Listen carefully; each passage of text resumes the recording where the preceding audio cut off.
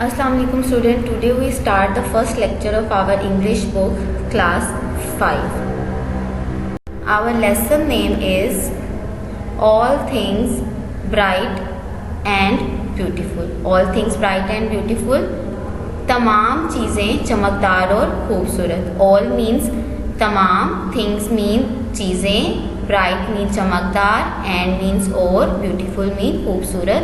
All things bright and beautiful mean तमाम चीज़ें चमकदार और खूबसूरत. आज हम इस पोएम में पढ़ेंगे कि किस तरह से अल्लाह ताला ने ये पूरी कायनात, ये पूरी दुनिया इतनी खूबसूरती के साथ बनाई है कि हम जहाँ पर भी देखें हमें हर चीज़ में अल्लाह ताला की कुदरत, उसके नज़ारे, उसके जलवे नज़र आते हैं कि कितना अजीम है हमारा अल्लाह कि उसने उस इतनी खूबसूरती के साथ इस पूरी कायनात को बनाया है. अल्लाह ताला ने इस दुनिया में कोई भी चीज़ ऐसी नहीं बनाई जिसका कोई मकसद ना हो. इस दुनिया में क्या कोई चीज़ बहुत छोटी है या क्या कोई चीज़ बहुत बड़ी है, हर एक चीज़ को अल्लाह ताला ने किसी ना किसी मकसद के ज़रिए बनाया. हर कोई अपने एक मकसद के साथ ही हर चीज़ इस दुनिया में पैदा की गई है. So let's start our reading. All things bright and beautiful. Bright mean चमकदार, ब्यूटीफुल मीन खूबसूरत. All things bright and beautiful तमाम चीज़ें चमकदार और खूबसूरत. ऑल क्रिएचर्स, क्रिएचर्स कहते हैं मखलूक़ात को, ग्रेट कहते हैं बड़े को, आप सबको पता ही है, एंड स्मॉल किसको कहते हैं, छोटे को. All creatures great and small तमाम मखलूक़ात बड़ी और छोटी. All things wise and wonderful. Voice का मतलब होता है अक्लमंद और वंडरफुल का मतलब होता है हैरान कुन. All things wise and wonderful तमाम चीज़ें अक्लमंद और हैरान कुन. The Lord God made them all. अजीम अल्लाह ने ये सब कुछ बनाया है. आप अपने इर्द गिर्द जितनी भी खूबसूरत चमकदार चीज़ें, चमकीली चीज़ें देखते हैं, आप अपने इर्द गिर्द बहुत सारी मखलूक़ात ऐसी देखते हैं जो बहुत बड़ी हैं, कुछ बहुत छोटी हैं. जैसे जानवर, कुछ जानवर बहुत ही ज़्यादा छोटे, जैसे एक चींटी, वो कितनी छोटी, और एक हाथी कितना बड़ा है. ये तमाम चीज़ें, इतनी हैरान कुन चीज़ें सब कुछ किसने बनाई हैं, लॉर्ड गॉड अल्लाह अजीम ने बनाई है. Come to the next lines. Each little flowers that open. हर छोटा फूल जो खिलता है. लिटिल मीन छोटा, फ्लावर मतलब आपको पता ही है फूल, और ओपन मीन खिलना, खुलना. Each little bird that sing. हर छोटा परिंदा जो गुनगुनाता है. सिंग्स मीन गुनगुनाना. He made their glowing color. उसने उनके चमक वाले रंग बनाए हैं. Glowing मीन चमक, colors मीन रंग. He made their tiny wings. टिनी कहते हैं छोटे को और wings कहते हैं पर को. He made their tiny wings. उसने उनके छोटे पर बनाए हैं.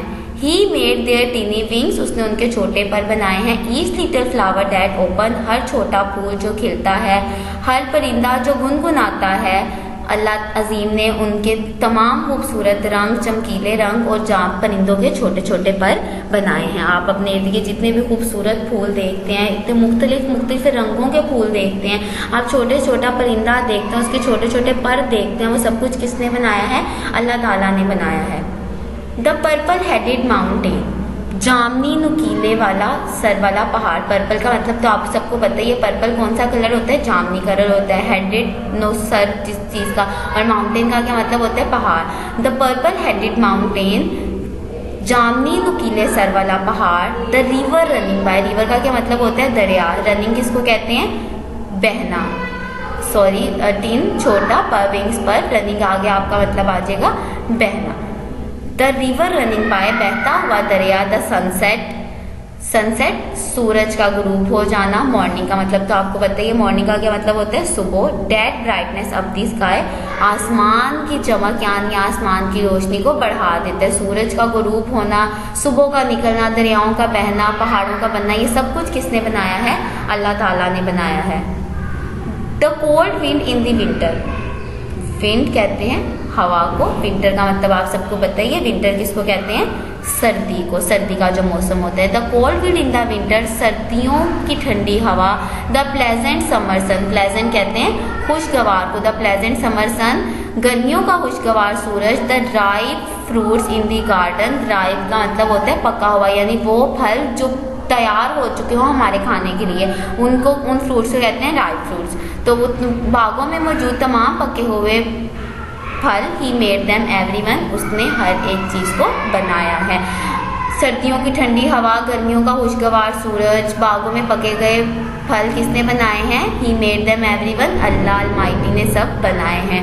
He gave us eyes to see them, उसने हमें आंखें दी देखने के लिए, and lips that we might tell, और होंठ दिए जिससे हम बता सकें, बोल सकें। टेल मीन बोलना या बताना।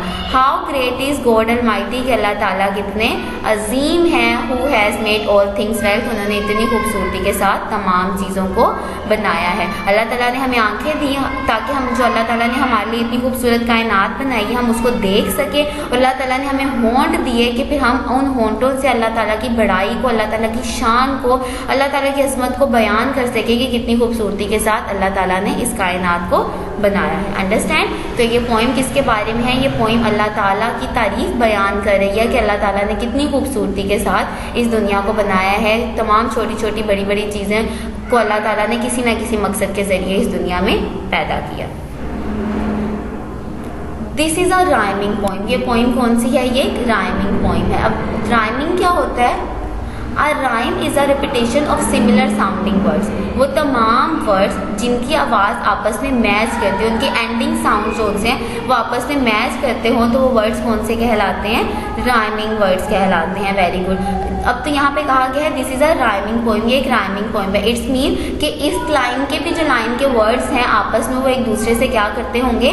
मैच करते होंगे। कुछ एग्जाम्पल देख लेते हैं राइमिंग वर्ड्स की, जैसे ball, wall, light, night, look, cook. देखिए बॉल, वॉल दोनों एंड से मैच कर रहे हैं, इनके साउंड लाइट, नाइट ये भी मैच कर रहा है, लुक, कुक दोनों आपस में मैच कर रहे हैं। तो अब हम अपनी पोइम में देख लेते हैं कि कौन कौन से राइमिंग वर्ड्स हमें दिए गए हैं। जैसे beautiful, wonderful, small, all, sings, wings, by, sky, sun, one, tell, well. ये सारे हमारे पास कौन से वर्ड्स हैं? राइमिंग वर्ड्स हैं। Beautiful, wonderful, small, all, wing, sings, wing, by, sky, sun, one, tell, well. So इसी वजह से कहा गया कि ये हमारे पास कौन सी पोइम है? राइमिंग पोइम है। क्लियर? कॉन्सेप्ट क्लियर हो गया आप सबका राइमिंग का? वो तमाम वर्ड्स जिनके एंड वाले साउंड आपस में मैच करते हों वो क्या कहलाते हैं? राइमिंग वर्ड्स कहलाते हैं। और अगर ये पोइम की सूरत में लिख दिए जाएँ तो उस पोइम को क्या कहते हैं? राइमिंग पोइम कहते हैं। ग्रामेटिकली कुछ चीज़ें अपनी पोइम में ढूंढ लेते हैं। नाउन के बारे में तो आप सबको पता ही होगा। What is noun? Naming words are called noun. तमाम वो चीज़ें जिनके कोई ना कोई नाम होते हैं वो नाम क्या कहलाते हैं? नाउन कहलाते हैं। हम अपनी स्टोरी में देख लेते हैं, हम अपनी पोइम में, कि यहाँ पे हमें कौन कौन से नाउन्स दिए हुए हैं। मैं फर्स्ट पैराग्राफ आप लोगों के लिए सॉल्व करूँगी, आपको इसमें से बताऊँगी कि कौन सी चीज़ नाउन है, क्या क्या इसमें है। देन बाकी के जो 4 पैराग्राफ्स आपके पास रह जाएंगे उनमें से आप लोग खुद अंडरलाइन करेंगे कि इसमें से नाउन क्या है और बाकी जो पार्ट ऑफ स्पीच ग्रामेटिकली लिहाज से चीज़ें रह जाती हैं वो क्या हैं। तो थिंग्स क्या है? नाम, चीज़ें एक नाम है ना। इसी तरह से क्रिएचर्स क्या है? नाम है मखलूकात। लॉर्ड गॉड, अल्लाह ताला एक नाम है। तो जो तमाम लफ्ज़, वो तमाम चीज़ें जो नाम रखती हों वो क्या कहलाती हैं? नाउन कहलाती है। उसके बाद हम पढ़ लेते हैं एडजेक्टिव। एडजेक्टिव क्या होता है? Adjective are the words that use to modify the noun. Adjective वो अल्फाज होते हैं जो बताते हैं कि नाउन में क्या खूबी है या क्या खामी है। वो तमाम अल्फाज जो हम किसी भी चीज़ या किसी इंसान, किसी शख्स, किसी जगह, किसी बेजान चीज़ या किसी जानदार चीज़ की खूबी या बुराई बयान करने के लिए जो लफ्ज़ इस्तेमाल करें वो क्या कहलाते हैं? एडजेक्टिव्स कहलाते हैं। वो लफ्ज़ क्या कहलाते हैं?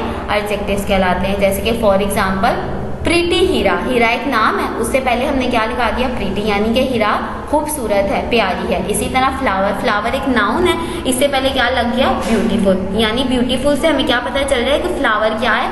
खूबसूरत है। तो इस वर्ड ने इसको एक खूबी दे दी, इसी तरह प्रीटी ने हीरा को एक खूबी दे दी, तो ये दोनों वर्ड्स क्या बन गए? एडजेक्टिव बन गए। इसी तरह हम अपने फर्स्ट 4 लाइन्स में देखते हैं पॉइंट की कि इसमें हमारे पास कोई एडजेक्टिव्स हैं। जैसे थिंग एक नाउन था, थिंग के आगे लिखा हुआ है ब्राइट एंड ब्यूटीफुल, कि चीज़ें चमकदार और खूबसूरत हैं। तो फिर ब्राइट और ब्यूटीफुल क्या हो गया? थिंग्स का एडजेक्टिव। इसी तरह creatures great and small. Creatures क्या था? नाउन, इसके साथ क्या आ गया? ग्रेट और स्मॉल, यानी कि बड़ा और छोटा। अब क्रिएचर्स के आगे खूबियाँ बता दी हैं कि या तो वो बड़ी होंगी या वो छोटी होंगी। इसी तरह फिर आगे थिंग्स की 2 खूबियाँ बता दी, वाइज या वंडरफुल, या तो वो अक्लमंद होगी या हैरानकुन होंगी। तो वो तमाम लफ्ज़ जो नाउन की खासियत, उसकी कोई अच्छाई या उसकी कोई बुराई बयान करें, वो वर्ड्स क्या कहलाते हैं? एडजेक्टिव्स कहलाते हैं। इसी तरह से आपने अपने बाकी पैराग्राफ्स में से नाउन और एडजेक्टिव्स को sisal Frances Alexander is a great poet. Who is poet? Poet कौन होता है? The person who create poetry is called poet. जो इंसान या जो शख्स शायरी लिखता है उसको क्या कहते हैं? पोइट कहते हैं, और उसको उर्दू में हम लोग बोलते हैं शायर। तो ये पोइम जो आपने पढ़ी, ये किसने लिखी है? सीसल फ्रांस अलेक्जेंडर ने, जो कि हमारे इस पोइम के पोइट है। This poem is a rhyme and tell us about the creations of अल्लाह that how beautiful they are. This is a rhyme poem. जैसे कि मैंने आपको पीछे ही बताया, ये पोइम कौन सी है? राइम पोइम है, क्योंकि इसके जो लाइंस के लास्ट वर्ड थे वो दोनों उनकी आपस में आवाज़ें क्या कर रही थी, साउंड्स क्या कर रहे थे, एक दूसरे से मैच कर रहे थे।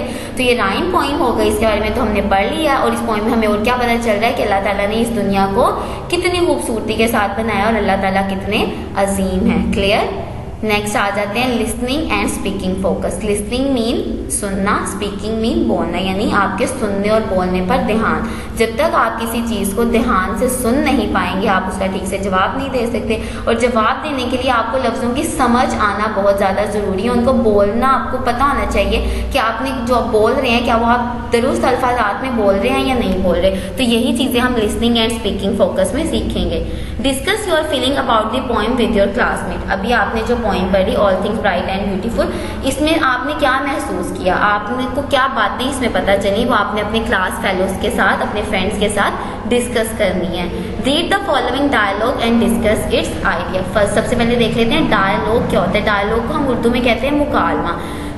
तो दो या दो से ज़्यादा लोगों की बातों को जब हम लोग इस तरह से लिख दें कि हमें समझ आ जाए कि कौन सा वर्ड या कौन सा सेंटेंस किसने बोला और फिर उसको क्या जवाब मिला, तो उसको क्या कहते हैं? डायलॉग। ये जो आपको इस तरह से लिखा नजर आ रहा है, इसको क्या कहते हैं? डायलॉग। और ये डायलॉग तीन लोगों के बिटवीन है, टीचर, सलमान और सारा के बिटवीन। देखें आपको यहाँ तीन नेम नजर आ रहे हैं। एक टीचर है, सारा का नेम है, और सलमान और सारा, ये दो नेम्स हैं हमारे पास, और एक टीचर है। 3 पर्सन्स के बिटवीन ये एक डायलॉग है, जिसको हम रीड करने के बाद देखेंगे कि इसमें किस बारे में, यानी इसका आइडिया क्या है। ये जो बहस की जा रही है यहाँ पर, वो किस बारे में की जा रही है। टीचर यानी टीचर बच्चों से कह रही है, students do you know what this poem is all about. क्या आपको पता है कि ये पोइम किसके बारे में है? It give us a message that अल्लाह has made everything with some purpose. ये हमें पैगाम दे रही है कि अल्लाह ताला ने ये दुनिया किसी ना किसी मकसद के ज़रिए बनाई, और इसमें मौजूद तमाम चीज़ें अल्लाह ताला ने मकसद के साथ पैदा की हैं। कोई भी चीज़ ऐसी नहीं है जो बगैर मकसद के इस दुनिया में पैदा की गई हो या बनाई गई हो। सलमान क्लास के एक स्टूडेंट है, वो कहते हैं yes ma'am the idea of the poem is great. इस पोइम का आइडिया यानी इस नज़म का जो ख्याल है वो बहुत ही अच्छा है। And make us thank Allah for his countless blessing. और इससे हमें पता चल रहा है कि हमें अल्लाह ताला की इन तमाम नेमतों का शुक्रिया अदा करना चाहिए कि अल्लाह ताला ने हमारे लिए इस दुनिया में बेशुमार नेमतें बनाई हैं। टीचर यू आर राइट, तुम बिल्कुल दुरुस्त कह रहे हो। Can somebody tell what else the poem explain, कि इस पोइम में और क्या एक्सप्लेन किया जा रहा है और क्या क्या बयान किया जा रहा है। सारा एक और स्टूडेंट क्लास में, वो कहती हैं आई कैन, मैं कर सकती हूँ। In this poem the poet tell us how beautiful and colourful our world is, कि वो इस पोइम में हमें ये बताया जा रहा है, पोइट हमें ये बता रहा है कि ये दुनिया कितनी खूबसूरत और रंगीन है। टीचर डैट्स गुड, टीचर कहती हैं बहुत अच्छे। तो हमें इन सेंटेंसेस, इन जो हमने जुमले पढ़े सारे, टीचर, सलमान और सारा के बिटवीन जो एक डायलॉग था, उससे हमें क्या पता चला कि इसमें किसके बारे में जिक्र किया जा रहा है, क्या इसका आइडिया है। इसमें अल्लाह ताला की बड़ाई को बयान किया जा रहा है। इस जो पोइम हमने पढ़ी उसी से रिलेटेड ये एक डायलॉग आपको यहाँ पर दिया गया। अंडरस्टैंड। नेक्स्ट एक्टिविटी है हमारे पास comprehension focus. Answer the following questions, यानी आपको नीचे 3 क्वेश्चंस दिए गए हैं, इनके आपने आंसर देने हैं। स्कूल की तरफ से आपको पहले से ही सॉल्यूशंस प्रोवाइड कर दिए गए हैं, उनमें इन तमाम सवालात के जवाबात मौजूद हैं। मैं आपकी आसानी के लिए सवाल को एक बार अच्छे से उर्दू में आपके लिए पढ़ देती हूँ, ताकि आपके लिए इसको याद करना, इसको समझना आसान हो जाए। Who is the poet of the poem. अभी हमने पढ़ा था पोइट कौन होता है, the person who create poetry is called poet. जो नज़में लिखता है या शेर व शायरी करता है उसको हम क्या कहते हैं? पोइट। तो ये जो पोइम है ये किसने लिखी है? तो किसने लिखी है? Cecil Frances Alexander. ये पोइम किसने लिखी है? Cecil Frances Alexander is the poet of the poem. Name some wonderful creations of Allah. अब वो आपसे नेक्स्ट क्वेश्चन पूछ रहे हैं कि अल्लाह ताला की और मज़ीद हैरान कुन और अच्छी, अल्लाह ताला ने इस दुनिया में जो इतनी सारी चीज़ें पैदा की हैं उनके बारे में उनमें से चंद के नाम लिखे। तो ये क्वेश्चन तो आप लोग बहुत आसानी से मुझसे कर सकते हैं, क्योंकि अल्लाह आपको अपने इर्द गिर्द जितनी भी चीज़ें नजर आती हैं वो सब अल्लाह अलमाइटी ने ही हमारे लिए बनाई हैं और वो कोई ना कोई मकसद लेकर इस दुनिया में भेजी गई हैं। तो आपने उनमें से चंद चीज़ों के नेम यहाँ पर अपनी नोटबुक्स पर राइट करने हैं। Understand. Question number 3, write down 2 words each containing digraph, trigraph and silent letter from the poem. इनको इस क्वेश्चन का आंसर करने से पहले आपको पता होना चाहिए डायग्राफ, ट्राइग्राफ और साइलेंट लेटर्स होते क्या हैं। बेसिकली डायग्राफ्स, ट्राइग्राफ्स और साइलेंट लेटर हमने इस पॉइंट में भी पीछे पढ़े हैं, लेकिन अभी आपको इसकी पहचान नहीं है। तो सबसे पहले हम देख लेते हैं कि डायग्राफ, ट्राइग्राफ और साइलेंट लेटर्स क्या होते हैं। इसके बाद आप लोग अपनी पॉइंट में जाएं, वहां से ढूंढें और दो डायग्राफ, टाइग्राफ और साइलेंट लेटर्स के वर्ड्स लिखें। तो सबसे पहले हम देख लेते हैं डायग्राफ क्या है। यहाँ पर आपको इधर बॉक्स में भी बताया गया है कि डायग्राफ क्या है। डाई मीन्स टू, डाई का क्या मतलब होता है two, and graph means letter, और ग्राफ का क्या मतलब होता है letter. So what is digraph? A digraph is a single sound represented by 2 letter. Digraph एक सिंगल साउंड होता है, यानी एक ही आवाज। जब हम 2 अल्फाबेट को एक साथ लिखे, उसकी आवाज एक ही, लिखने में वो 2 हो, पढ़ने में उनकी आवाज एक ही हो, वो क्या कहलाते हैं? डायग्राफ कहलाते हैं। एग्जाम्पल जैसे कि देखें एस और एच, तो जब हमने प्लस किया तो ये क्या बन गया? इसको पढ़ें श, यानी एस से किसकी आवाज निकलती है? सीन की। एच से किसकी आवाज निकलती है? हे की। तो एस और एच किसकी आवाज दे रहा है? श, यानी कि शीन की आवाज दे रहा है। दोनों अलग अलग थे, दोनों की आवाजें भी अलग अलग थी, लेकिन जब इनको इकट्ठा किया तो इनसे एक नया ही साउंड प्रोड्यूस हुआ। तो जब हम 2 लेटर्स को कंबाइन करें और उसको जब पढ़ें तो वो बोलने में सिर्फ एक आवाज दे, तो उसको हम लोग क्या कहते हैं? डायग्राफ। जैसे कि फॉर एग्जाम्पल शेप, शेड। देखें इन दोनों में एस एच की किसकी आवाज निकल रही है? शीन की। इसी तरह से पी एच, पी किसको रिप्रेजेंट करता है? पे को। एच किसको रिप्रेजेंट करता है? हे को। तो पी एच जब इसको पढ़ेंगे क्या लिखा हुआ है? फोनिक। किसकी आवाज निकल रही है? फे यानी एफ की। पी एच किसको रिप्रेजेंट कर रहा है? फे को। इसी तरह फोन। अंडरस्टैंड। तो जब हम कोई से भी अल्फाबेटिकली 2 लेटर्स को कंबाइन करने, अल्फाबेट के एबीसी के 2 लेटर्स को एक साथ लिखें और जब उसको पढ़ें तो उसकी आवाज़ अलग अलग नहीं बल्कि एक ही आवाज़ आए उन दोनों लफ्ज़ों की, तो वो क्या कहलाते हैं? डायग्राफ्स कहलाते हैं। अब हम पढ़ लेते हैं ट्राइग्राफ के बारे में। Tri means 3 and graphs mean letter. Tri का क्या मतलब होता है? 3, और ग्राफ का क्या मतलब होता है? Letter. A trigraph is a single sound represented by 3 letter. Trigraph ऐसा साउंड है कि उसमें हम 3 लेटर्स को कंबाइन करते हैं लेकिन आवाज एक ही आती है। For example cure, secure. देखिए क्योर, सिक्योर, आवाज आपको एक ही आ रही है, क्योर, सिक्योर। इसी तरह hair, fair, hair, fair. 3 letters combine किए लेकिन आवाज कितनी आ रही है? सिर्फ तीनों लफ्जों की मिलाकर एक आवाज आपको आ रही है। अंडरस्टैंड। अब हम पढ़ लेते हैं साइलेंट लेटर्स क्या होते हैं। We cannot pronounce the silent letter when we say the word, but they are there when we write or spell the word. Silent का बेसिकली मतलब होता है साकिन, बेजान हो जाना।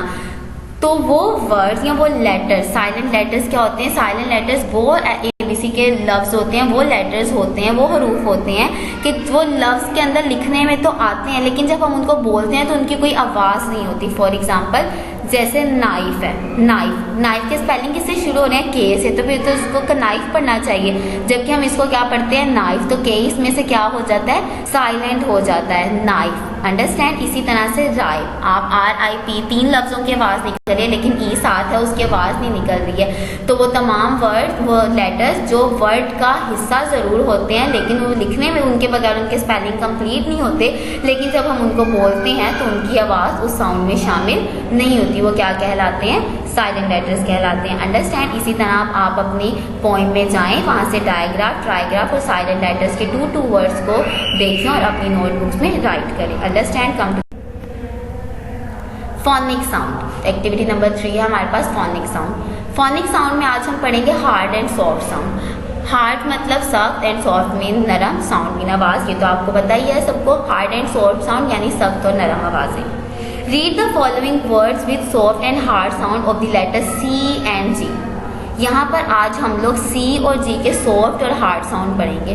तो C और G कब हम लोग को हार्ड साउंड देते हैं और C और G कब हमको सॉफ्ट साउंड देता है वो पढ़ लेते हैं। सी और जी किस वक्त हमें हार्ड साउंड देता है? जब सी और जी के आगे ए, ओ और यू लगा होगा तो उसका साउंड क्या होगा? हार्ड साउंड होगा। फिर से एक दफ़ा रिवाइज कर ले अपने माइंड में इसको कि सी और जी जब ए, ओ और यू के साथ आ जाएगा, यानी सी के आगे अगर ए आ जाता है और आगे पी आ गया तो किसके स्पेलिंग बन गए? कैप के। इसी एग्जांपल देख लेते हैं। सी के हार्ड साउंड देखिए, कैप। सी के आगे ए आ गया तो ये कौन सा साउंड कर रहा है? कैप। के की आवाज़ निकल रही है। तो सी के जितने भी हार्ड साउंड होते हैं वो हमेशा के की आवाज़ देते हैं। जैसे पढ़ के देखते हैं, कैप, केव, कमरी, केज। देखिए सबके स्टार्टिंग में किसकी आवाज़ आ रही है? के की आवाज़ आ रही है। देखिए सबके आगे क्या है? किसी के आगे ए है, फिर इसके आगे यू आ गया, सॉरी ओ है, फिर कुछ वर्ड्स के आगे यू होता है, जैसे कप, CUP, कप। अंडरस्टैंड? इस तरह के तमाम वर्ड्स जिनके आगे सी और जी, सिर्फ और सिर्फ सी और जी के वो तमाम वर्ड्स जिनके आगे ए, ओ और यू आ जाए तो वो कौन से साउंड्स होते हैं? सी और जी के हार्ड साउंड्स होते हैं। और सी के हार्ड साउंड की आवाज़ हमेशा के यानी काफ की निकलती है। इसी तरह से अगर हम लोग जी के हार्ड साउंड देखें तो वो ग यानी गाफ की आवाज़ निकालते हैं, जैसे गैस, गैदर, गम, गोट। देखिए सब में किसकी आवाज़ निकल रही है? गाफ की आवाज़ निकल रही है। गैस, गैदर, गम, गोट। अंडरस्टैंड? तो सी और जी जब ए, ओ और यू के साथ आ जाएगा तो वो क्या, कौन सा साउंड उसमें से आएगा? हार्ड साउंड आएगा। सी गाफ से उसको हम मैच कर सकते हैं और जी को गाफ से मैच कर सकते हैं ताकि हमें इसको याद रखने में आसानी रहे। सॉफ्ट साउंड, सी और जी के सॉफ्ट साउंड कब आते हैं? जब सी और जी ई, आई और वाई के साथ आ जाए तब हमारे पास सी और जी के सॉफ्ट साउंड आते हैं। जैसे ये देखें, और हमेशा सी की आवाज़ निकलेगी एस के साथ और जी की आवाज़ निकलेगी जे यानी जीम के साथ। देखिए सेंटर, सी लिखा है आवाज़ तो एस की निकल रही है। Centre, cell, citizen, cinema.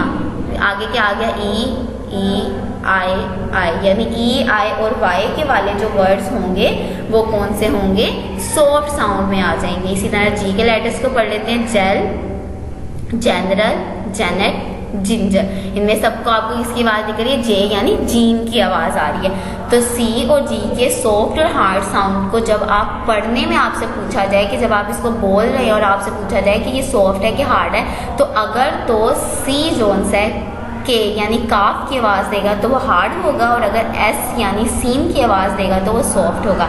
इसी तरह से अगर जी जोन से है वो गाफ की आवाज़ देगा तो वो हार्ड होगा, और अगर वो जे यानी जीम की आवाज़ देगा तो वो सॉफ्ट होगा। Understand? Very good. Read the sentence given below and circle the word with soft sound C and G. अब इसमें से आपको जो सॉफ्ट साउंड नजर आएंगे उनको आपने सर्कल करना है और अंडरलाइन करना है। आपने underline the ones with other sound of C and G, और अगर उस लाइन में कोई और हार्ड साउंड मौजूद है तो उसको आपने सी और जी के हार्ड साउंड को अंडरलाइन कर देना। पढ़ना शुरू करते हैं। फर्स्ट लाइन है, Lahore is a big city. Big city. देखिए बिग, एंड लास्ट में किसकी आवाज़ निकल रही है? गाफ की। तो ये हमारे पास क्या हो गया? हार्ड साउंड हो गया। और सिटी एस की आवाज़ दे रहा है और इसके आगे क्या हुआ है? आई आया हुआ है, तो ये हमारे पास किसकी आवाज़ दे रहा है? स यानी सीन की। सेंटर, सॉरी सिटी, तो ये हमारे पास क्या हो गया? सॉफ्ट साउंड हो गया। इसी तरह our school is the centre of town. Centre, C, फिर से एस और सीन की आवाज़ निकल रही है और इसके आगे ई भी लिखा हुआ है, तो ये क्या हो गया? सॉफ्ट साउंड हो गया। इसी तरह से गार्डन, गार्डन में हमारे पास गाफ की आवाज़ निकल रही है और आगे ए है, यानी ई, आई और वाई में से कुछ भी नहीं है, तो ये कौन से हो गए? हार्ड साउंड हो गया जी का। इसी तरह से इन्फेक्शन, ये भी हमारे पास क्या हो गया? हार्ड साउंड हो गया। इसी तरह हमारे पास गम भी हमारे पास हार्ड साउंड में आ जाएगा जी का। उसके अलावा आपके पास केव आ जाएगा। केव देखें, काफ, सी, के की आवाज़ दे रहा है और आगे ए है, तो ये हमारे पास केव, ये भी हार्ड साउंड हो जाएगा। उसके बाद जियो हमारे पास हार्ड साउंड में आ जाएगा। नेक्स्ट पेज पे आ जाए, vocabulary focus. Read the given words with their meaning. आपको यहाँ पर कुछ वर्ड्स दिए गए हैं। वोकैबुलरी फोकस में बेसिकली हम लोग को हमारी वोकैबुलरी यानी हमें पता चलता है कि हम एक ही लफ्ज़ के मुख्तलिफ मायने बहुत तरीक़ों से इस्तेमाल कर सकते हैं। अब अगर सिर्फ वर्ड सनसेट है ना, तो उसकी जगह अगर कभी कभी हम भूल जाते हैं कि अच्छा सूरज ग्रूब होने की इंग्लिश क्या थी, सनसेट कभी हमारे माइंड से निकल जाता है, तो हम उसकी जगह कुछ और भी लिख सकते हैं। और उसका सेंटेंस क्या है? The time in the evening when the sun disappear, वो वक्त वक्त जब सूरज गायब हो जाए, यानी गरूब हो जाए, हमें नजर आना बंद हो जाए। अंडरस्टैंड? तो वोकैबुलरी फोकस में हम अपने लफ्जों को बढ़ाते हैं, यानी उसकी नॉलेज में इजाफा करते हैं। हम एक जगह लफ्ज की जगह और कितने लफ्ज इस्तेमाल कर सकते हैं। तो क्रिएचर्स का मतलब हमने क्या पढ़ा था? मखलूकात आर लिविंग थिंग्स, वो जितनी तमाम जानदार चीजें। अब क्रिएचर्स कौन सी होती हैं? आर लिविंग थिंग्स, तमाम जानदार चीजें। ग्लोइंग, ग्लोइंग का मतलब हमने पढ़ा था चमक। इसका स्ट्रॉन्ग भी हो सकता है, वार्म कलर भी हो सकता है, ठीक है, चमकीले रंग, चमकदार रंग। टीनी मतलब छोटा, यानी कि बहुत स्मॉल, वेरी स्मॉल। सनसेट, सूरज का गुरूब होना। The time in the evening when the sun disappear, वो वक्त जब सूरज गायब हो जाए या हमें नजर आना बंद हो जाए। तो अब आपको अगर आप क्रिएचर्स की जगह आ लिविंग थिंग्स भी इस्तेमाल कर सकते हैं, ग्लोइंग की जगह वार्म कलर, टीनी की जगह वेरी स्मॉल और सनसेट की जगह the time in the evening when the sun disappear. ये तमाम वर्ड्स आप लोग इनकी जगह रिप्लेस कर सकते हैं। अंडरस्टैंड? नेक्स्ट है हमारे पास राइमिंग वर्ड्स। राइमिंग वर्ड्स जैसे कि हमने पहले ही पढ़ लिया है कि राइमिंग वर्ड्स क्या होते हैं। अ rhyming is a repetition of similar sounding words. वो तमाम वर्ड्स जिनके एंड वाले साउंड आपस में मैच कर रहे हो वो कौन से होते हैं? राइमिंग वर्ड्स होते हैं। जैसे कि all, small, sing, wing, tell, well. List 2 pair of rhyming word from the poem you have just written. अब आपने अभी पोएम पढ़ी, ये सारे भी उसी में शामिल थे। अब वो आपको कह रहे हैं कि इसमें से और राइमिंग वर्ड्स ढूंढे और यहाँ पर लिखें। जैसे by, sky, sun, one. And देखें बाय, स्काई, लास्ट से मैच करें। इसी तरह sun, one. Make more rhyming words for each word given below. अब आपको एक एक वर्ड दे दिया और उन्होंने क्या इसके आगे और राइमिंग बनाए। Chair, pear, dear, round, found, ground, might, light, night, ring, sing, king. तो ये हमारे पास क्या हो गए? राइमिंग वर्ड्स हो गए। फिर से याद रखिएगा अपने माइंड में राइमिंग वर्ड्स कौन से होते हैं? वो तमाम वर्ड्स जिनके साउंड लास्ट से मैच करें वो क्या कहलाते हैं? राइमिंग वर्ड्स कहलाते हैं। Understand? Make 5 sentences using each rhyming pair given below. यहाँ पर आपको कुछ राइमिंग पेयर्स दिए गए हैं, जैसे ball, tall, wing, bring, hot, spot, night, light, land, sand. अब वो कह रहे हैं कि इनको अपने सेंटेंसेस में इस्तेमाल करें। मैंने एक आपकी हेल्प के लिए बनाया है। He throws a ball to a tall boy. देखिए इसमें बॉल और टॉल दोनों वर्ड राइमिंग के शामिल हो गई है। मेरे पास एक सेंटेंस बन गया। अब इसी तरह से आपने बाकी इन चारों के सेंटेंस मेकिंग करनी है। अंडरस्टैंड? नेक्स्ट आ जाते हैं ग्रामर फोकस पर। हर काम को करने के जिस तरह आपको पता है कुछ ना कुछ रूल्स होते हैं। अगर आपको स्कूल आना है तो आपको कुछ स्पेसिफिक रूल्स के अकॉर्डिंग स्कूल आना होगा, प्रॉपर यूनिफॉर्म में, प्रॉपर टाइम पे, प्रॉपर बैग के साथ। तो ये आपके स्कूल आने के रूल्स हो गए। इसी तरह से इंग्लिश को पढ़ने, समझने, करने के लिए भी कुछ रूल्स होते हैं। वो रूल्स हमें कौन बताता है? ग्रामर बताता है। इंग्लिश को करने के तमाम रूल हमको कौन बताता है? ग्रामर बताता है। तो आज हम ग्रामर फोकस में पढ़ेंगे काउंटेबल एंड अनकाउंटेबल नाउन के काउंटेबल और अनकाउंटेबल नाउन क्या होता है। काउंटेबल नाउन क्या होता है? सबसे पहले तो जैसे आपको इसके नाम से पता चल रहा है, काउंट मतलब जिनको हम गिन सके। तो काउंटेबल, काउंटेबल नाउन वो नाउन जिनको हम गिन सके। Countable noun are the words for thing that we can count. वो तमाम चीजें, वो तमाम लफ्ज जिनको हम लोग काउंट कर सकें वो क्या कहलाते हैं? काउंटेबल नाउन कहलाते हैं। और they have singulars and Plurals. For example ball, balls, girl, girls, doll, dolls, या जैसे city, cities, man, man. Clear? तो वो तमाम चीजें जिनको हम काउंट कर सके वो क्या कहलाती हैं? काउंटेबल नाउन कहलाती हैं। और काउंटेबल नाउन सिंगुलर और प्लूरल रखती हैं। क्लियर? इसी तरह से अनकाउंटेबल नाउन आ गया। नेक्स्ट हमारे पास अनकाउंटेबल नाउन कौन सा नाउन होता है? जिसको हम काउंट नहीं कर सकते हैं। और countable noun are the words for things that we can not count. वो तमाम नाउन जिनको हम लोग काउंट नहीं कर सकते वो क्या कहलाते हैं? अनकाउंटेबल नाउन कहलाते हैं। And they don't have plural. इनके प्लूरल्स नहीं, क्योंकि ये काउंट ही नहीं हो सकते तो इनके प्लूरल्स भी नहीं होते। फॉर एग्जाम्पल वाटर, पानी को आप काउंट कर सकते हैं? बिल्कुल नहीं। वेदर, फर्नीचर, इन तमाम चीज़ों को हम लोग काउंट नहीं कर सकते। इसी तरह यहाँ पे उन्होंने आपको एक पैराग्राफ दिया है और उसमें से जो रेड वर्ड है वो काउंटेबल है और जो ग्रीन वर्ड्स हैं वो अनकाउंटेबल है। तो एक दफ़ा हम इसको रीड कर लेते हैं। Nida and her classmate. इसी तरह आपके पास अनकाउंटेबल नाउन की कुछ और एग्जांपल्स भी अगर हम देखना चाहें तो देख सकते हैं, जैसे एयर, हवा को काउंट किया जा सकता है? नहीं किया जा सकता ना, तो ये भी इसमें शामिल नहीं होगी। इसी तरह पावर, पावर को किया जा सकता है, काउंट नहीं किया जा सकता, तो ये भी अपना प्लूरल नहीं रखती। पैराग्राफ रीड कर लेते हैं। Nida and her classmates went to the park. Park को इन्होंने रेड में लिखा हुआ है, तो पार्क रेड में है, तो मतलब ये क्या है? अनकाउंटेबल, सॉरी काउंटेबल नाउन है, क्योंकि पार्क को हम लोग काउंट कर सकते हैं ना। The weather was very pleasant. इसी तरह वेदर है, वेदर को काउंट किया जा सकता है, ये ग्रीन में लिखा हुआ है, यहाँ पे इन्होंने हमें बताया कि जो ग्रीन में है वो अनकाउंटेबल नाउन है, तो वेदर को काउंट नहीं किया जा सकता। The weather was unpleasant. There they saw many beautiful things like flowers, swings and colorful butterflies. देखें ये सारी चीजें किस में है? रेड कलर में है, तो इट्स मीन ये कौन से नाउन हुए? Countable noun. Very good. Things को भी काउंट कर सकते हैं, फ्लावर्स को भी कर सकते हैं, स्विंग्स को भी कर सकते हैं, और बटरफ्लाई को भी काउंट कर सकते हैं। They enjoy fresh air. Air green में लिखा हुआ है, तो ये क्या है? अनकाउंटेबल नाउन है, तो एयर को काउंट किया जा सकता है? नहीं, क्योंकि ये तो एक तो हमें नजर ही नहीं आती, तो हम इसको काउंट कैसे करेंगे?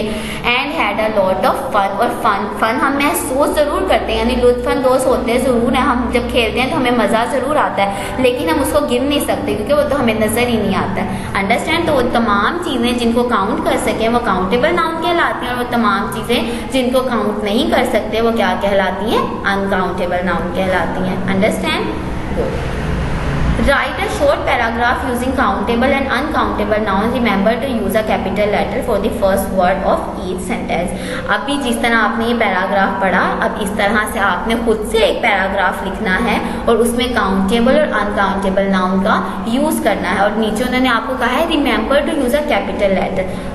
जब भी आप हमेशा याद रखें कि जब भी आप कोई सेंटेंस शुरू करते हैं ना, तो उसका फर्स्ट वर्ड का फर्स्ट लेटर हमेशा कैपिटल आता है। देखिए जैसे मैंने यहाँ पर एक जुमला लिखा हुआ है, इसका फर्स्ट वर्ड क्या है? ही, और ही का फर्स्ट लेटर क्या है? एज। एज क्या मैंने लिखा हुआ है? कैपिटल लिखा हुआ है। तो जब भी ये पंक्चुएशन का आप समझते हैं इंग्लिश लिखने का फर्स्ट रूल है कि जब भी हमने कोई सेंटेंस या कोई वर्ड लिखना है तो उसका फर्स्ट लेटर क्या होना चाहिए?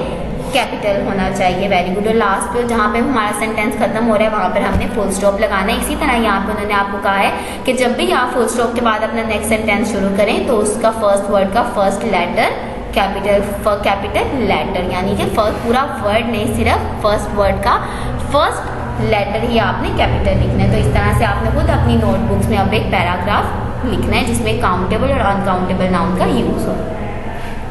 Sentence structure. अभी मैंने ऊपर जिक्र किया आपके साथ सेंटेंस मीन जुमले का। अब सेंटेंस स्ट्रक्चर, जुमला बनता कैसे? हर चीज किसी न किसी चीज से मिलकर बनती है। इस तरह सेंटेंस कैसे बनता है? उसमें दो चीजें होती है हमारे पास, सब्जेक्ट और प्रीडिकेट। दो चीजें। सब्जेक्ट क्या होता है? सब्जेक्ट को उर्दू में हम कहते हैं मजमून, ठीक है, जिसके बारे में बात हो रही हो। द सब्जेक्ट, जिस तरह आप इंग्लिश पढ़े ना, आपका सब्जेक्ट क्या है? इंग्लिश। तो यहाँ पे हम सारा किसके बारे में पढ़े? इंग्लिश के बारे में पढ़े। The subject of a sentence is a noun और प्रोनाउन। अब किसी जुमले का जो सब्जेक्ट होता है यहाँ तो वो नाउन होता है, यहाँ वो प्रोनाउन होता है, जैसे अहमद, ही, इट, लाहौर वगैरह, ठीक है। इसके अलावा और कोई वर्ड नहीं होता, यानी तो वो नाउन होगा, यहाँ वो प्रोनाउन होगा। वो एडजेक्टिव, एडवर्ब, वर्ब वगैरह से स्टार्ट नहीं हो सकता। अंडरस्टैंड? अब है प्रीडिकेट। प्रीडिकेट क्या होता है? इसको हम क्या मतलब होता है? पेश गोई करना, यानी कि बताना कि ये चीज क्या है, ये यहाँ पर क्या कर रही है। पेश गोई कर देना, इसकी कह देना, गवाही दे देना कि यहाँ पर किस लिए। The part of sentence that tell something about the subject is called predicate. वो तमाम लफ्ज या वो जुमला या जुमले का वो हिस्सा जो बता दे कि सब्जेक्ट यहाँ पर क्या कर रहा है। जैसे कि यहाँ पे अहमद था, अगर हम लिख देते हैं अहमद गो टू स्कूल, तो गो टू स्कूल यहाँ पर क्या आ जाएगा? हम पता चल जाएगा अहमद के बारे में कि अहमद कहाँ जा रहा है? स्कूल जा रहा है। अहमद गोज टू स्कूल, ठीक है। फॉर एग्जाम्पल जैसे यहाँ पे the wall is purple. The wall, यहाँ पर नाउन क्या है? वॉल, क्योंकि वॉल एक नाम है ना, तो वो क्या हो जाएगा? हमारे पास सब्जेक्ट हो जाएगा। और एक बात जो आपने हमेशा याद रखनी है, सब्जेक्ट हमेशा सेंटेंस के शुरू में आता है, कभी भी वो उसके लास्ट पर नहीं आता। सब्जेक्ट हमेशा सेंटेंस के शुरू में आता है। जिस तरह दी वॉल होती है, हमारे पास क्या हो गया? सब्जेक्ट हो गया। द वॉल इज पर्पल, अब हमें पता चल रहा है कि वॉल क्या है? पर्पल है, तो हमारे पास प्रीडिकेट हो जाएगा। यानी ये हमें निशानदेही करवा रहा है कि जो हमारे पास नाउन है वो किस कलर का है? पर्पल कलर का, द वॉल इज पर्पल। तो सब्जेक्ट और प्रीडिकेट क्या होता है? सब्जेक्ट वो होता है जिसमें बात कर रहे हो, ठीक है, जो उस वक्त वहां पर काम कर रहा होता है। जैसे यहाँ पे एग्जांपल लिखे हुए हैं, द बेल रिंग्स लाउडली। तो बेल क्या है? हमारे पास सब्जेक्ट है क्योंकि बेल एक नाउन है। रिंग्स लाउडली यानी पता चल रहा है, बेल के बारे में हमें क्या पता चल रहा है कि बेल जो सी है वो लाउडली रिंग करिए, तो हमारे पास प्रीडिकेट हो जाएगा। अंडरस्टैंड?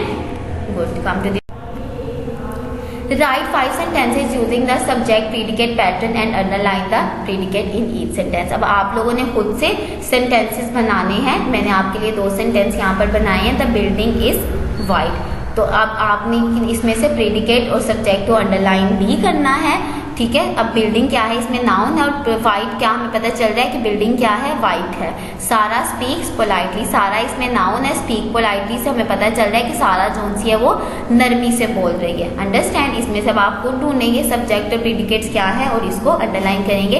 2 सेंटेंस मैंने आप लोगों के लिए बना दिए हैं, आगे आप 3 सेंटेंस खुद बनाएंगे। एक्टिविटी नंबर F है हमारे पास राइटिंग फोकस। मल्टी स्लेबल। सबसे पहले तो हमें पता होना चाहिए स्लेबल क्या होता है। स्लेबल को हम उर्दू में कहते हैं हर्फ यानी letter. A syllable is a part of word that contains single vowel sound. वो वर्ड्स या वो लेटर जिनके साथ वोवल वर्ड्स लाजमी आए, यानी ए ई आई ओ यू में से लाजमी कोई ना कोई एक आ जाए, तो उसको हम कहते हैं स्लेबल कहते हैं। यहाँ पे एक एग्जाम्पल देख रहे हैं, जैसे यहाँ पे इन्होंने दिया हुआ वर्ड दिया हुआ हमें पॉपुलेशन। इसको देखिए कितने हिस्सों में डिवाइड किया गया, 1 2 3 4, यानी इसकी स्लेबल डिवीजन कितने में हो गए? 4 में। कुछ और एग्जांपल देखिए, जैसे ये लिखा हुआ है बुक, होटल, पोइम। अगर मैं इसको स्लेबल की फॉर्म में लिखूं, होटल, देखिए इधर भी एक वोवल वर्ड आ गया, इधर भी एक वोवल वर्ड आ गया, तो इसको मुझे प्रोनाउंस करने में, इसको पढ़ने में आसानी होगी, हो टेल। इसी तरह पोएम, इधर भी आपके पास एक वोवल वर्ड आ गया, इधर भी वोवल वर्ड आ गया। तो जब आप किसी 2 वर्ड्स या एक वर्ड को डिवाइड कर देते हैं डिफरेंट स्लेबल में और उनके साथ एक एक वोवल वर्ड लाजमी आता है, तो हमारे पास स्लेबल बन जाता है, ठीक है। मल्टी स्लेबल क्या होते हैं? मल्टी मतलब होता है कसीर, यानी कि बहुत ज्यादा, तो मल्टी स्लेबल मीन कसीर हर्फ। Multi syllable a word of many syllable are called multi syllable. जिसमें बहुत सारे स्लेबल शामिल हो जाए उसको क्या कहते हैं? मल्टी स्लेबल। ये तो 2 थे ना बस। अब इसमें देखिए यहाँ पर आपके पास 4 है, यहाँ पर आपके पास 3 है, यानी यहाँ पे आपके पास पॉपुलेशन के कितने स्लेबल बन रहे हैं? 4 स्लेबल बन रहे हैं। ब्यूटीफुल 3 स्लेबल बन रहे हैं आपके पास, तो ये मल्टी स्लेबल हो गए जो एक से ज्यादा स्लेबल है। अब जैसे बुक है ना, बुक एक ही स्लेबल है, बी डबल ओ के बुक, तो इसका कोई और स्लेबल नहीं ना बन रहा, बुक एक ही आवाज निकलेगी बुक। चाहे आप बी ओ को लग करके बुक पे पढ़ेंगे तो एक ही आवाज आएगी आपके पास, ये एक ही स्लेबल है। जैसे होटल और पोएम, होटल, ये 2 स्लेबल में डिवाइड हो गया, तो ये भी मल्टी स्लेबल हो गया। पोएम, ये भी मल्टी स्लेबल हो गया। तो जब मल्टी स्लेबल क्या होते हैं? जब 2 या 2 से ज्यादा एक वर्ड स्लेबल दे दे तो वो क्या हो जाता है? मल्टी स्लेबल हो जाता है। अंडरस्टैंड? मल्टी स्लेबल्स का कॉन्सेप्ट क्लियर हो गया। Search the internet for any rhyme poem about nature, note it down and circle multi-syllable word in it. Then break down 4 words from the poem in their correct syllable and write them down. अब आप internet तो आप सबके पास मौजूद ही होगा, सबको use भी करना आता है। इंटरनेट से आपने कोई राइमिंग पोइम नेचर के बारे में लेनी है, उसमें से आपने मल्टी सिलेबल्स के वर्ड्स को अंडरलाइन करना है और यहाँ पर उनको जिस तरह वर्ड्स यहाँ पे लिखेंगे उसके जो नंबर ऑफ सिलेबल होंगे, यानी कितने सिलेबल उसमें बन रहे हैं, 2 है, 3 है, 4 है, वो लिखेंगे और फिर यहाँ पर आप अपनी सिलेबल डिवीजन कर देंगे। जैसे यहाँ पर भी आपको एग्जाम्पल दी गई हो या इंफॉर्मेशन की, इंफॉर्मेशन। यहाँ पर मैंने आप लोगों के लिए यहाँ पे एग्जांपल्स दे दी हैं। इन वर्ड से लेकर आप लोग कोई भी राइमिंग पोइम लिख सकते हैं। जैसे काइंडनेस, तो इसके कितने स्लेबल बन रहे हैं? 2 स्लेबल बन रहे हैं, काइंडनेस। टेंडरनेस, इसके स्लेबल कितने बनेंगे? 3, टेंडरनेस। डिजर्व्ड, इसके स्लेबल कितने बनेंगे? 2, डिजर्व्ड। फॉरगिविंग, इसके स्लेबल कितने बनेंगे? 3, फॉरगिविंग। अंडरस्टैंड? तो ये था हमारे पास मल्टी स्लेबल का कॉन्सेप्ट। क्लियर? इसी तरह से आपने इन वर्ड्स की मदद से एक राइमिंग पोइम लिख लेनी है। ये था हमारा आज का लेसन। अब हम आ जाते हैं होमवर्क की तरफ। Solve the comprehension focus on your notebook. आपने पीछे अभी में हमने हमारी एक्टिविटी नंबर बी थी कॉम्प्रीहेंशन फोकस, उसके क्वेश्चन आंसर आपने अपनी नोटबुक पर लिखने हैं। इसके अलावा आपने इस पोइम का थीम लिखना है अपनी कॉपीज में, अंडरस्टैंड। और ट्यूसडे को आप लोगों ने कॉपी स्कूल में असेसमेंट शीट्स जो सी आपको असेसमेंट शीट्स वो ट्यूसडे को 8 to 12 के अकॉर्डिंगली टाइम में मिल जाएंगे। I hope you all are understand this lesson. Stay blessed. अल्लाह हाफिज।